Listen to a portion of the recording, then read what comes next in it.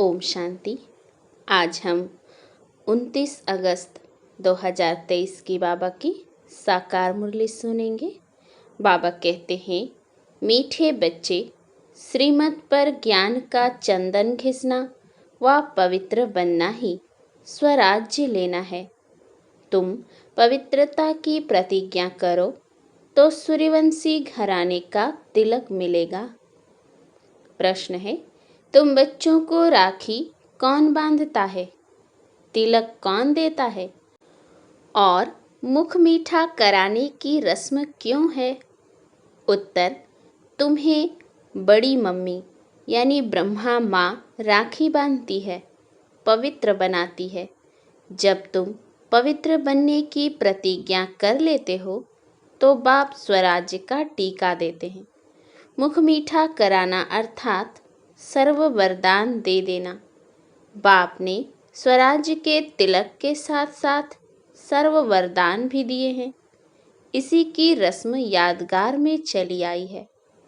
गीत है, इधर मोहब्बत उधर जमाना। ओम शांति। भगवान उवाच, अच्छा, भगवान का नाम चाहिए क्योंकि भगवान का एक ही नाम होता है। मनुष्यों के तो अनेक नाम पड़ते हैं। जैसा शरीर धारण करते जाते नाम बदलता जाता है। शरीर तो जरूर सबको है और जन्म मरण में भी आते हैं तो अनेक नाम पड़ते हैं। मोहब्बत भी बहुतों से होती है। चाचा, मामा, काका, गुरु, गोसाई आदि ढेर से मोहब्बत होती है। कितने संबंधी हैं। अब यह संबंध तो है एक, वह अनेक संबंध तो नीचे ले जाते हैं, गिराते ही रहते हैं। यह एक ही संबंध ऊंचते ऊंच है, यह ऊंच ही ले जाते हैं। अभी तुम जीवात्माओं की मोहब्बत लगी है परमपिता परमात्मा से, वह तुमको बहुत ऊंच ले जाते हैं। वह है ही परम धाम में रहने वाला, यह तो निश्चय है ना। अगर कहें पता नहीं तो तुम यहाँ आए कहाँ से? ऊपर से ही यहाँ आए हो ना। तुम भी असल में ऊंचते ऊंच परम धाम मूल वतन में रहने वाले हो। बीच में है सूक्ष्म वतन और यह है स्थूल वतन। बरोबर तुम वहाँ से आए हो, भिन्न भिन्न नाम रूप लेते हो। अब 84 जन्म पूरे किए, अब फिर वापस जाना है। अब तुम्हारी मोहब्बत बाप से है। जानते हो हम माता पिता के सम्मुख बैठे हैं, यह भी जानते हो। पहले पहले हमको पवित्रता की राखी बांधते हैं। बाप कहते हैं, हे बच्चे, इस काम महाशत्रु को जीतो व माया रावण पर जीत पाओ। इसके लिए पुरुषार्थ करना है, अंधश्रद्धा की बात नहीं। जरूर बाप को ही याद करना पड़े। बाप कहते हैं, मैं ब्रह्मा द्वारा तुमको राखी बांधता हूँ। इसको कहा जाता है राखी बांधने का उत्सव, पवित्रता की प्रतिज्ञा करने का उत्सव। फिर क्या होगा? मैं स्वराज्य पाने का टीका दूंगा। यह बाप तुम्हारे सम्मुख बैठे हैं। तुम जानते हो, पवित्रता के लिए ही तकलीफ सहन करते हैं। तुम्हारे मित्र संबंधी आदि सब दुश्मन बन पड़ते हैं। बाप तुम्हें डायरेक्ट कहते हैं, बच्चे पवित्र बनो। बेहद का बाप शिव बाबा आकर तुमको सच्चा स्वराज्य देते हैं। आत्माओं को राजाई मिलती है, अभी आत्माओं को गदाई है। राखी पर्व को राखी उत्सव नहीं कहेंगे। उत्सव में तो बहुत साधमाना करते हैं। इस पवित्रता की राखी बांधने में कोई खर्चे आदि की बात नहीं। बाप खुद कहते हैं, बच्चे मेरे से प्रतिज्ञा करो, फिर तुम स्वराज्य पाएंगे। स्वराज्य का टीका खुद बैठ देते हैं। बच्चों को बाबा ने साक्षात्कार भी कराया था। वहाँ कैसे बाप ही बच्चों को तिलक देकर अपने तख्त पर बिठाते हैं, तो जो सूर्यवंशी बनेंगे वही गद्दी पर बैठेंगे। माँ बाप ही बच्चे को राज्य भाग्य देते हैं। समझते हैं बच्चा ही गद्दी नसीन होगा। यह बाप भी खुद आकर तुम आत्माओं को ज्ञान अमृत से साफ करते हैं। ज्ञान अमृत कोई जल नहीं है। बाप कहते हैं तुमने 63 जन्म विषय सागर में गोते खाए हैं। सिकिलधे बच्चे, अब तुम्हारे 84 जन्म पूरे हुए। अब यह अंतिम जन्म तुम पवित्र बनो, मेरी मत पर चलो। तुम स्वराज्य पाने के लिए बाप के पास आए हो ना। राजा के पास बच्चा आता है, समझता है मैं राजा ही पाऊंगा, परंतु उसको कोई स्वराज्य नहीं कहा जाता। स्व माना आत्मा, तो आत्मा को राज्य मिलता है, परंतु ज्ञान नहीं है कि हम आत्मा ने प्रिंस का शरीर धारण किया है महाराजा महारानी बनने के लिए। टीके का भी उत्सव गाया जाता है। बच्चे ज्ञान चंदन घिसे पवित्र बने, श्रीमत पर चलें तो बाप टीका लगाएंगे। बाप खुद तो राज्य नहीं लेते हैं, खुद गद्दी पर नहीं बैठते हैं। ऐसा बाप कभी देखा जो बच्चों को गद्दी पर बिठाते हैं, खुद नहीं बैठते? यह ब्रह्मा भी पुरुषार्थी है। शिव बाबा है पुरुषार्थ कराने वाला। यह अपनी बड़ाई कुछ भी नहीं करते हैं। शिव बाबा आकर इनको भी हीरे जैसा बनाते हैं। तो मुख्य बात है पवित्र रहना। भल घर में इकट्ठे रहते हो लेकिन पवित्र रहो। बाप ने यह रुद्र ज्ञान यज्ञ रचा है। यज्ञ हमेशा ब्राह्मणों द्वारा रचा जाता है। श्री कृष्ण कहे कि मैं यज्ञ रचता हूँ, यह हो नहीं सकता। तुम हो ब्राह्मण, ब्रह्मा के मुखवंशावली, तुम श्रीमत पर चल रहे हो। ब्रह्मा को श्री नहीं कह सकते हैं। यहाँ तो आत्मा और शरीर दोनों पतित हैं। तुम श्री बन रहे हो। अभी तुमको श्री नहीं कहेंगे, अभी तुम श्रेष्ठ बन रहे हो। ऊंचे ते ऊंच बाप ही आकर तुमको श्रेष्ठ बनाते हैं, लक्ष्मी नारायण जैसा। ऐसा श्रेष्ठ 16 कला संपूर्ण तुमको बनना है। बाप पूछते हैं तुमको लक्ष्मी नारायण बनने का नशा है या राम सीता का नशा है? कहेंगे लक्ष्मी नारायण का नशा है। हम तो सूर्यवंशी बनेंगे, 2 कला कम हम चंद्रवंशी क्यों बने? हम तो नारायण को अथवा लक्ष्मी को वरेंगे। तुम्हारे मम्मा और बाबा भी सूर्यवंशी बनेंगे। जगतम्बा और जगत पिता दोनों सूर्यवंशी बनते हैं। तो तुम उनके बच्चे जो बाबा मम्मा कहते हो, तुमको भी पुरुषार्थ करना चाहिए। बाबा टीका भी लगाते हैं और मुख भी मीठा कराते हैं, अर्थात तुमको वरदान देते हैं ना। विजय का टीका लगाकर वरदान देते हैं कि तुम सदा ऐसा स्वराज्य पाएंगे यथा राजा रानी तथा प्रजा राज्य भाग्य भोगते हैं। परमपिता परमात्मा द्वारा एक ही बार राज्य स्थापन होता है। यह है ऑल माइटी अथॉरिटी राज्य। वाइसलेस दुनिया भी गाई हुई है। सर्वगुण संपन्न, 16 कला संपूर्ण, मर्यादा पुरुषोत्तम।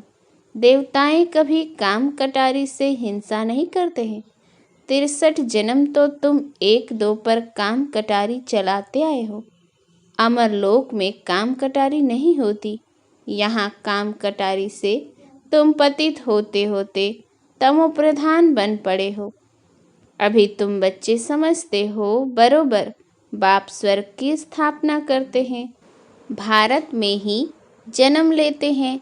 बाप ने बैकुंठ की सौगात लाई है, आधा कल्प रड़ियाँ मारी है। ओ गॉड फादर रहम करो, मेहर करो। भक्ति मार्ग में गाते हैं ना, सतयुग में थोड़े ही रड़ियाँ मारेंगे। वहाँ तो सदैव सुख है। दुख में सिमरन सब करे, सुख में करे न कोई। अनेक प्रकार के दुख होते हैं ना। दिवाला मारते हैं तो कितना दुख होता है। बीमारी आदि होती है तो दुख होता है ना। स्वर्ग में दुख का नाम निशान नहीं।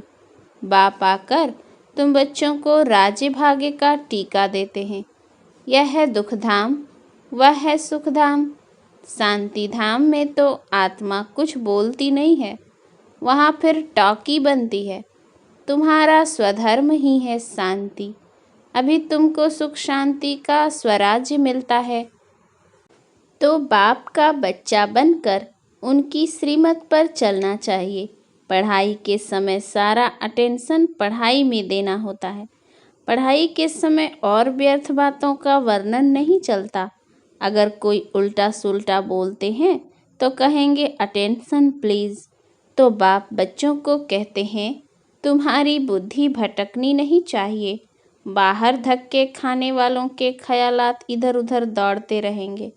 समझेंगे कहाँ छुट्टी हो तो घर जाएं। अब तुम बच्चों को पढ़ना और पढ़ाना है। ब्राह्मणों का धंधा ही है गीता सुनाना। वह ब्राह्मण भी गीता सुनाते हैं, शरीर निर्वाह भी करते हैं। तुमको भी ऐसे कहा जाता है।